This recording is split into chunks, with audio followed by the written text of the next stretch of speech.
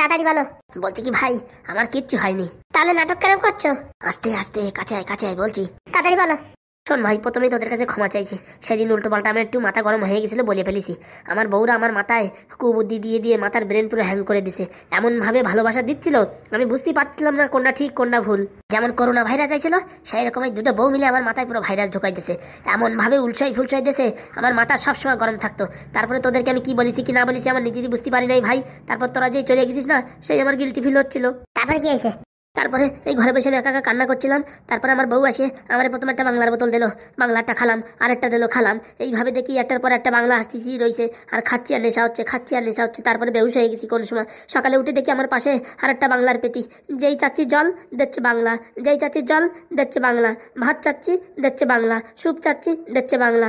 বাংলা খাওয়ায় আমার পুরো হ্যাং মারাই ফেলাইছে। তারপরে আমার ফোন চাইছে, আমি ফোনটা দিছি। ফোনটা দেওয়ার পরে কিছুক্ষণ পরে দেখি আরেকটা ফোন ওরকম ফোন দিয়ে গেছে। তা ফোন কোনো চালু হয় না, সুইচ বন্ধ। তখন আমি বুঝতে পারছি গড়বড় আছে। তারপরে তো আমি আর কিচ্ছু খাই নাই, আমি চুপচাপ কাপটি মারে রয়েছি যারা কি করে। তারপরে ওদের প্ল্যানিং বুঝতে পারলাম, ওরা আমারে বেহুশ করায়, পাগল করায়, মোটামুটি আমার বিষয় সম্পত্তি সব নিয়ে যাওয়ার প্ল্যানিং করতেছিল। তা দিয়ে দিতে পারতে দুটো বউরি সব বিষয় সম্পত্তি। দেবো ভাই, সব বিষয় সম্পত্তি অনাথ আশ্রমে দান করে দেবো। এই শালা ফাও টাকা জীবন পুরো নষ্ট করে দিল আমার। তারপরে কি হয়েছে সেটা বলো। তারপরে ভাই কি, ওই কালনাগিনী আর শাকচুন্নি মিলে কোন ডাক্তারের কাছ থেকে কি পরামর্শ করে একটা ইঞ্জেকশন আনিছে। ওই ইঞ্জেকশন দিলি বলে আমার ব্রেন শর্ট হয়ে যাবে, আমি পাগল হয়ে যাবো, নয়তো বয়া ভান্ডা হয়ে যাবো। তাকে সে ইঞ্জেকশন দিয়েছে? ওই যে ওই বাংলার বোতলে গুলাই রাখিছে। ভাগ্য ভালো ওখান থেকে আমি উঠাইনি, নয়তো মন করছিল একটু খেয়ে ফেলি। ওরা জানে আমি ওই বাংলা খেয়ে আমি এখন পাগল হয়ে গেছি, তাই ওদের আমি এমন ভাবে সাজা দেবো না, ওদের জীবন পুরো টাইট করে দেবো।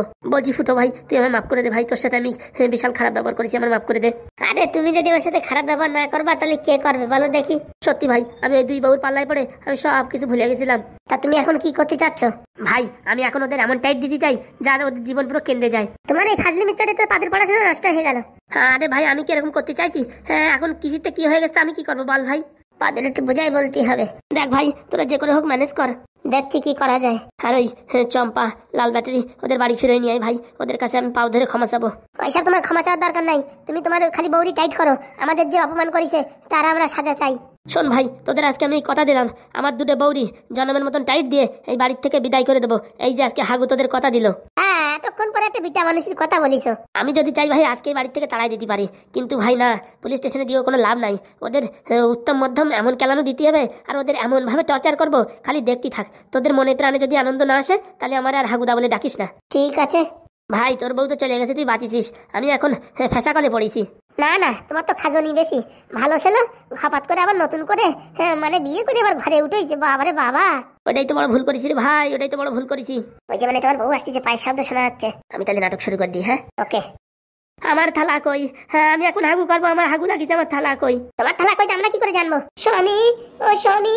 কিরে কালো শাড়ি, আনিছিস থালা? আনিছি গো, আনিছি। তাড়াতাড়ি আন। হ্যাঁ নাও ধরো স্বামী। ওই বললি তো হচ্ছে না, তুই থালা ধরে বসে থাক, আমি হাগু করবো। যতক্ষণ না পর্যন্ত আমার হাগু হবে ততক্ষণ তুই থালা ধরে থাকবি।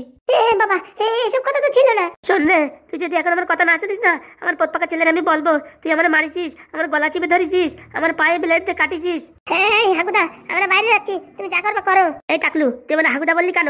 আমার নাম বিশ্ব পথপাকা। আমরা বাইরে যাচ্ছি। কেউ শালা বাইরে যেতে পারবি না, যদি বাইরে যাস সারা ঘর বলে আমি হাঁকবো, তোরা সবাই মিলে পরিষ্কার করবি। আমরাই উল্টো দিক ফিরে থাকতেছি, তোমার যা করার করো। ভালো করে ধরে থাক। কি জ্বালায় পড়েছি রে, কি জ্বালায় পড়েছি।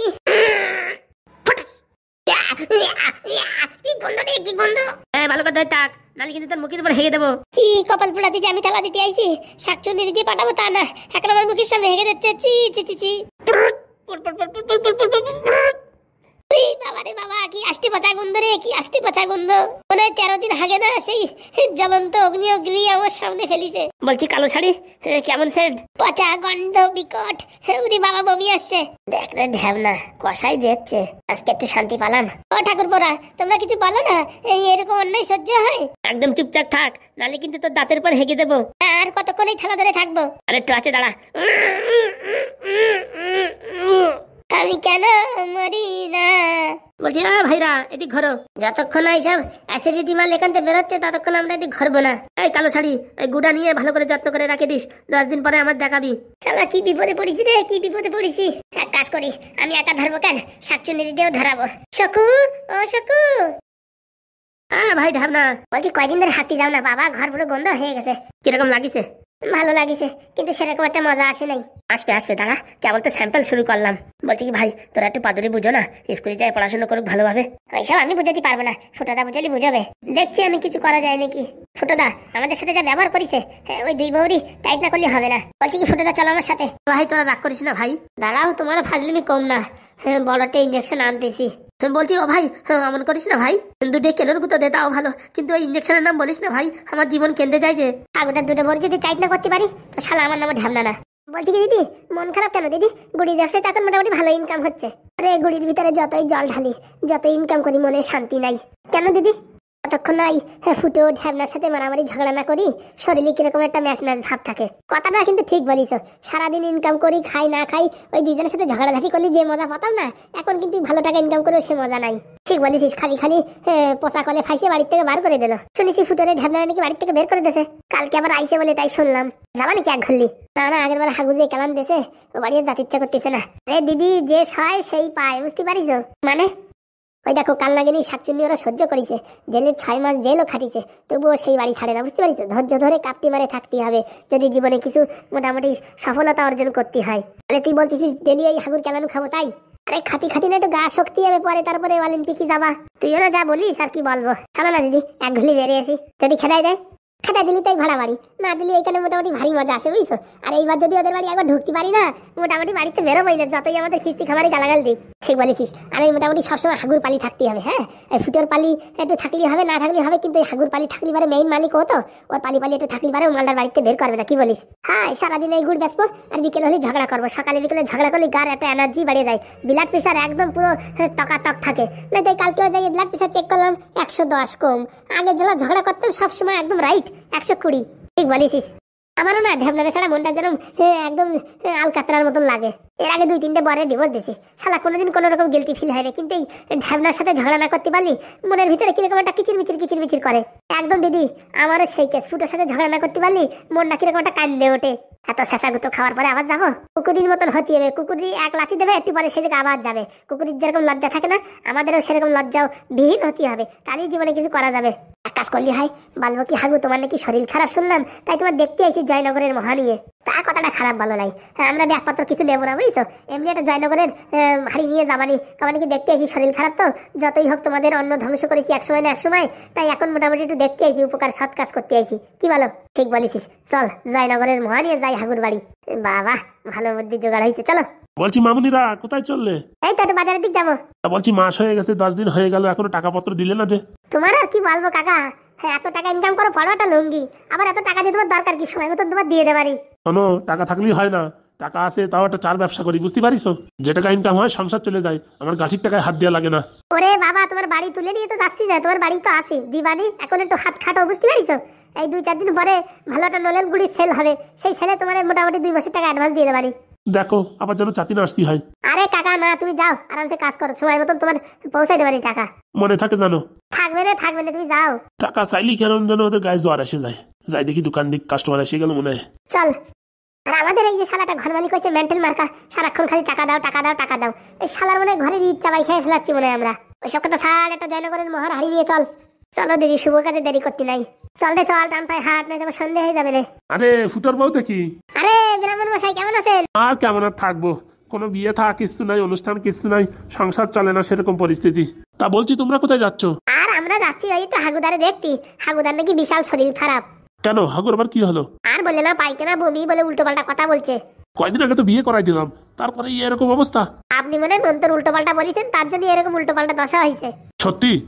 গ্রামের লোকজন তো তাই বলছে, যে ব্রাহ্মণ নাকি উল্টো পাল্টা মন্ত্র পড়াইছে, তার জন্য বলে এরকম উল্টো পাক খাচ্ছে। কই একবার দেখতে যাচ্ছি আমি তো। তাড়াতাড়ি আইসো, যদি দুটো জয়নগরের মহা খাতি যাও। আচ্ছা তুমি যাও, আমি এই দেখি পশ্চিম পাড়াতে একটা বাড়ি বিয়ে থাকার কথা আছে, সেই কথাটা বলে যাচ্ছি হাগুর বাড়ি দেখতি। আইসো তাড়াতাড়ি, না তো কিন্তু জয়নগরের মহা হাফিস হয়ে যাবে। আর ওইসব কথা বলতি একদম এক্ষুনি চলে আসবো। তার জন্য আমার বউটা সবসময় বলে ভালোভাবে মন্ত্র পড়ো, এই সারা উল্টো মন্ত্র পড়লেও যে এরকম উল্টো কেস চলে, প্রথমবার দেখলাম না। ফুটো বাড়িতে অনেক টাকা পয়সা নিছি, এই বিপদের সময় একবারে দেখতে না গেলেই বাজে কথা। যতই হোক, হ্যাঁ হাগুর 2 দিন আগে আমি বিয়েটা করাই দিছি, এখন এরকম অবস্থা না গেলেই লোকজন খারাপ বলবে। আরে একটুর জন্য ধরা খাতি বাঁচিয়ে গেছি, লাই তো হাতে নাতে পাদুর কাছে ধরা পড়লি, আমাদের পুরো একদম চাম্বাদুরের মতন রক্ত বের করে দিত। তাও তাও যা হোক মোটামুটি হাগু পাগলা হয়েছে সেটাই ভালো, নয়তো সব কথা বলে দিলি পারে আমাদের একদম পিন্ডি চটকাই দিতে তিনজনে মিলে। দিদি আবার কোথায় গেল তা কে জানে। হাগুর এটিএম আর কয় টাকা আছে উঠে ফেললি পারে ভালো হয়। শাকচুন্নি দেখ তোর জন্য কি আনিছি। কি দিদি এটা? গরম গরম জিলেপি। ও মা এই সময় আবার জিলেপি কি আনলো? আরে বাজার থেকে অর্ডার দিয়ে আনাইছি তোর জন্য, খা। কেন দিদি? তুই এত সুন্দর একটা কাজ করেছিস, হাগুর ব্রেন শর্ট করে দিছিস, তোরা যদি এখন মিষ্টি না মুখ করাই তা কি হয়? সমাজের বুকে আমি কলঙ্ক হয়ে যাবো না যে এত ভালো কাজ করার পরে যদি তোরা মিষ্টি মুখ না করাই? আনো দিদি আনো, তাড়াতাড়ি আনো, খিদেও লাগিছে। আজকাল জিলেবির পেঁয়াজগুলো মনে হচ্ছে বড় বড় হচ্ছে। ও মা হবে না, আজকাল সব ট্রেন্ডিং চলতেছে দেখিস না, মিষ্টি বড় বড়, তা জিলেবি বড় বড় হতে পারে না?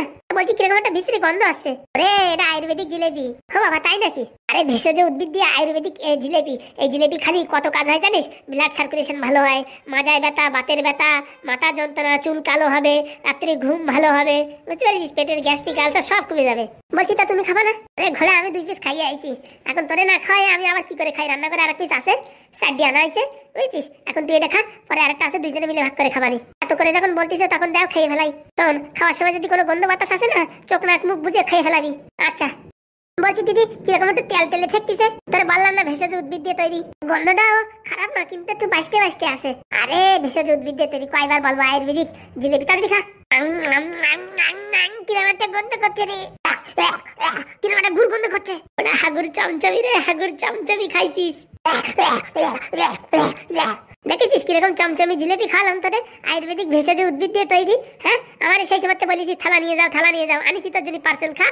বলছি দিদি তুমি আমার সাথে এরকম কাজ করতে পারলে? আরে তুই তো একটু গালে দিছিস, আর আমি হাগুর পিছনে থালা ধরে বসে রয়েছি, আমার সামনে পরপর পরপর করে মারিয়ে দিয়েছে। সে যে কি বিশ্রী গন্ধ তোরে বলতে পারবো না। আমার নাকের ভিতরে যত পোকামাকড় ছিল সব পুড়ে জ্বলে শেষ হয়ে গেছে, মরিয়ে গেছে। সে নয় বুঝলাম দিদি, কিন্তু এই হাগুর গু আড়াইটা চলো কি করে? সেটা তো হাগুর কাছ থেকেই শুনতেই হবে। বৌদি মালগুলো এখানে চেদরা চেদরি করতেছে, দাঁড়া তোদের দেখাচ্ছি। সেদিন আমাদের চোর অপবাদ দিছিস, আজকে তার বদলা নেবো। বৌদি বৌদি বলছি একটা থাল দাও দি, একটা মুড়ি খাবো। বলছি কি দিদি ঘুর থালি দিয়ে দাও। এই যে নাও ঠাকুর নাও। বলছি থাল ফাল আর ধোয়া লাগবে না বুঝছো, কেবল ধুয়ে নিয়ে আইছি। যাই এমনি পট করে মোটামুটি মুড়ি নিয়েই খেয়ে ফেলাবা। হ্যাঁ হ্যাঁ আমাদের বাড়ির মুড়ির বিশাল স্বাদ। আচ্ছা দাও। ও বাবা এখানে বসে পারলে কেন? দিদি কটা মুড়ি আনে দাও ওই থালে। ওরে মারে, ওরে বাবা রে, কি আছো বাঁচাও, আমার মারি পারলো, আমার থালতে বাড়িতেছে, হাগুদার বউ আমার থালতে বাড়িতেছে। এই ছোড়া এই কি মিথ্যা কথা বলিস? ফুটোদা, হাগুদা, হে পাদু বাঁচা রে বাঁচা, মারি পারলো আমারে। হ্যাঁ আর মারি না বৌদি, হ্যাঁ আর মারি না। এই দিদি থালটা তুলে নাও। এ কোথায় আছো বাঁচাও, মরে গেলাম রে মরে গেলাম। কি মার মারতিছে আমারে, উড়ি বাবা রে মরে গেলাম মরে গেলাম। মাটা এত নাটক করছে কেন? মা তুমি এটা কি করছো? পাদু ভাইপো বাঁচা রে বাঁচা, থালতে বাড়ি দিয়ে আমার মাথা পাঠাই দিয়েছে রে ভাইপো, বাঁচা রে বাঁচা। বাবা আমি কিচ্ছু করিনি, এই শুধু শুধু নাটক করছে ঢাবনা। দেখ ভাইপো দেখ, তোর চোখের সামনে মানে মারিছে আর এখন বলতেছে কিচ্ছু করেনি। বলছি দেখো মা এসব চোখে মুখে মিথ্যে কথা বলবা না। হ্যাঁ আমার সামনে আমি দেখতে পাচ্ছি আমার কাকার মাথায় ব্যান্ডেজ উঠে আইছে। আরে ও নিজে ইচ্ছে করে নেছে, হ্যাঁ আমাদের ফাঁসানোর জন্য।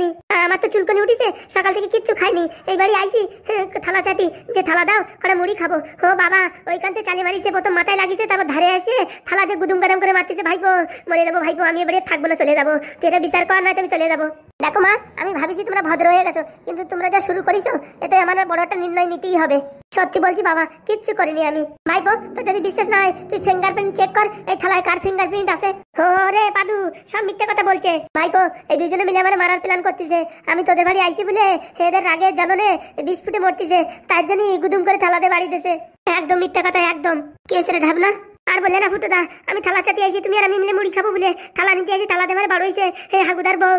দেখ ভাইপো পাদু এইভাবে যদি আমাদের উপর অত্যাচার করে আমরা কিন্তু তাহলে আর এই বাড়ি থাকতে পারবো না।